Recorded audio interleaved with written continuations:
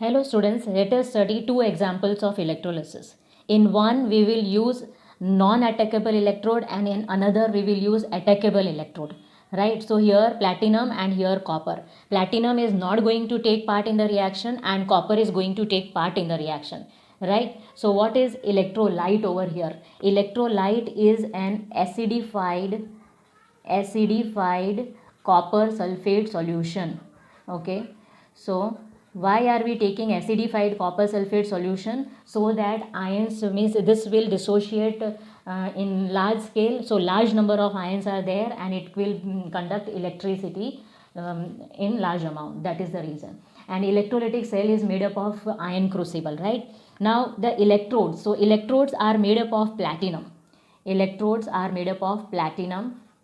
Okay, and I will call it as a non-attackable electrode. Okay, non-attackable electrode it is. So why non-attackable electrode? Right, so this is the nature, this is the third factor over here, nature of electrode we are studying. And in that nature of electrode we will study that if it is non-attackable electrode and here it is attackable electrode. Dissociation at copper sulfate. Okay, dissociation of aqueous copper sulfate. So how the dissociation is taking place, let us see. Copper sulfate and water we have, so copper sulfate solution we have, it will dissociate into cupric ions and sulfate ions. Right, and this will dissociate into H plus ions and OH minus ions. So these are the cations and these are the anions present in the electrolyte. Now what happens over here when you are looking at this electrolyte, what is happening in this case? All the cations, that means copper ions and H plus ions, will move towards cathode. Right, so when they are moving towards, or they will get attracted as soon as the current is passed and the circuit is complete, all cupric ions will get discharged at cathode. H plus ion, so here this will easily get reduced according to electrochemical series of cation we have studied, and H plus ions will not easily get reduced. So in comparison to, so all cupric ions will get attracted towards cathode and H plus ions remains inactive or dormant at the bottom. Right, and similarly what happens over here, sulfate ions or hydroxyl ions, it is according to electrochemical series of anions. Oh, I am brilliant, clever, not stupid. So OH minus ions will get discharged over here and here cupric ions will get discharged. So all OH minus ions will get attracted towards anode. So even sulfate ions will remain dormant. Right, will not react, will remain dormant. Right, so in this manner if we'll see here at cathode what is happening, so at cathode all cupric ions are moving towards cathode, they will gain two electrons and we will get copper. Always red cat, remember, reduction at cathode. Okay, so reduction of cupric ions takes place, gain of electrons, and here we will see this pinkish deposit of copper is seen.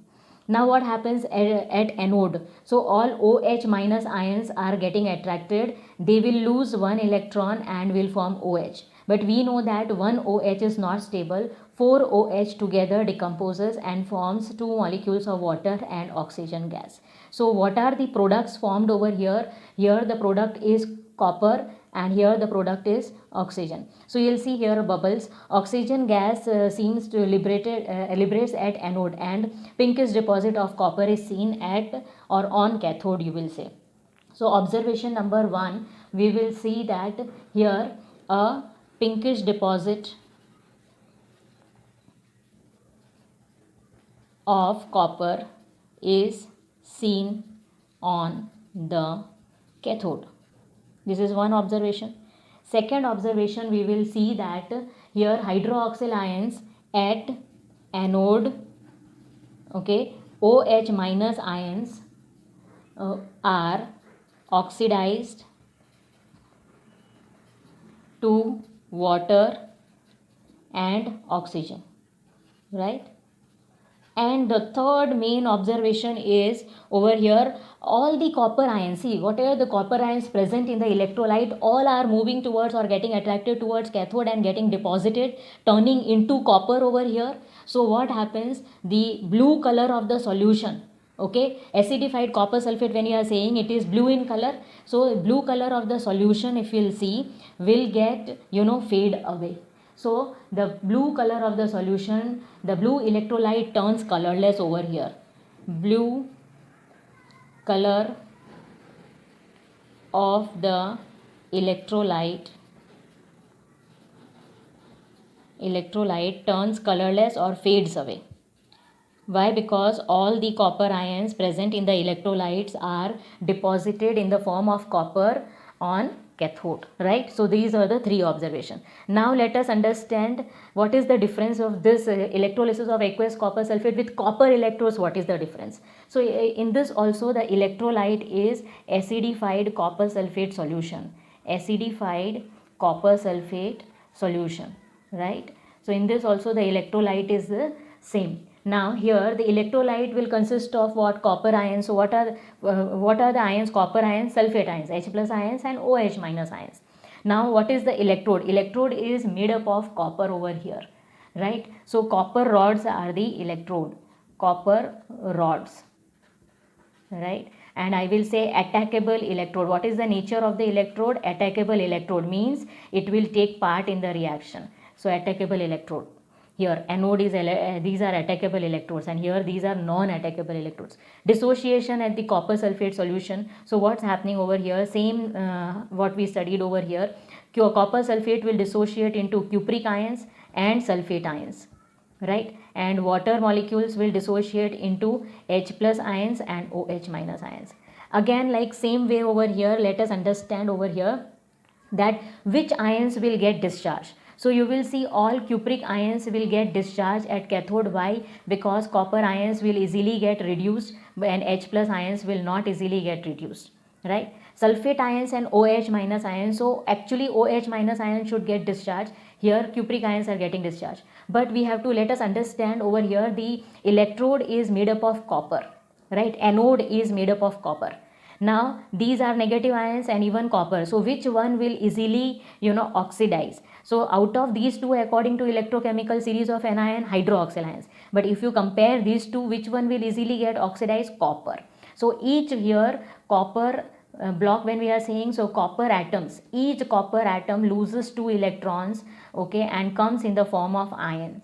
Okay, so here these are copper atoms are getting oxidized and coming in the form of ion, and these ions will move or attract towards the cathode, right? So here what's happening? All copper ions are gaining 2 electrons and becoming copper. Okay, so we'll say a pinkish deposit of copper is seen, and here the product over here is copper. But here anode itself is made up of copper. Copper loses 2 electrons. Each atom of copper loses 2 electrons and turns into copper ions. And these copper ions are moving towards cathode. So continuous supply of copper ions, we are getting it from anode, right? Now what are the observations over here? So observation number 1, again same thing, a pinkish deposit, okay, a pinkish deposit of copper is seen on the cathode, right? Second observation over here is we will see that copper, okay, anode diminishes in mass, anode diminishes in mass, okay, the size of the anode decreases because continuous supply of copper ions. So this copper atom is converting into copper ions, so continuous supply of that is there, right? So here it diminishes in mass, we will say. The color of the solution remains as it is. So this is not the observation, but if we are comparing these two, so that is why I am writing the color of the blue color, let us say the blue color of the electrolyte, okay, remains same. Why? Because here you will see continuous supply of copper ions is there, and the concentration of copper sulfate, whatever the amount of copper sulfate which we have taken, that remains as it is. Because what is happening, from anode 1 atom of copper loses 2 electrons and turns into ion. The same ions will move towards the cathode and will gain electron. So the concentration of the electrolyte remains same. So this is the reason why the blue color of the electrolyte remains as it is over here. So this was the comparison of the non-attackable electrode and the attackable electrode, how they will perform or how the electrolysis of this will take place with platinum electrode and with copper electrodes. Thank you, students.